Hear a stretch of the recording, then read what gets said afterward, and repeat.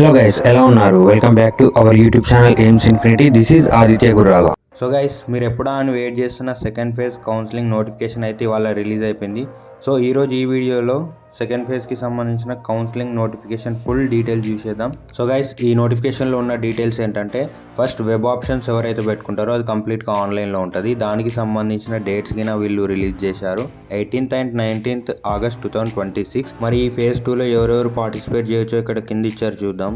సింపుల్గా చెప్పాలంటే ఈ ఫేజ్ 2 వెబ్ ఆప్షన్స్ ఎవరెవరు పెట్టుకోవచ్చు అంటే, ఆల్రెడీ ఒక డిపార్ట్మెంట్లో సీట్ వచ్చిన వాళ్ళు ఇంకో డిపార్ట్మెంట్కి చేంజ్ అవ్వాలనుకుంటే పెట్టుకోవచ్చు. అండ్ ఎవరికైతే SSSలో సీట్ వచ్చి వాళ్ళు రెగ్యులర్కి చేంజ్ అవ్వాలనుకున్నారో వాళ్ళు పెట్టుకోవచ్చు.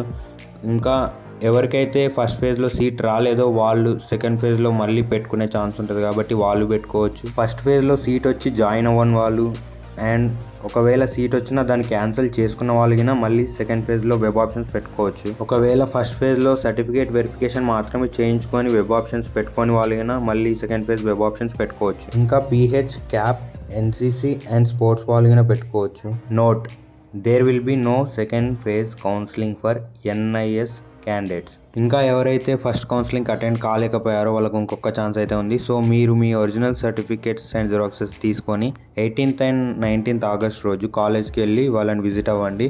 సో మీకు సెకండ్ కౌన్సిలింగ్ అనేది కండక్ట్ చేస్తారు కాబట్టి మళ్ళీ మీరు వెబ్ ఆప్షన్స్ పెట్టుకోవచ్చు. ఇంకా ఎవరైతే పెండింగ్ సర్టిఫికేట్స్ ఇవ్వలేరో వాళ్ళు కూడా సేమ్ డేట్స్ రోజు కాలేజ్కి వెళ్ళి అక్కడ మీ పెండింగ్ సర్టిఫికేట్ని సబ్మిట్ చేయొచ్చు. So guys, 18th and 19th August ఈ డేట్స్ గుర్తుపెట్టుకొని మీరు మీ వెబ్ ఆప్షన్స్ పెట్టుకోండి.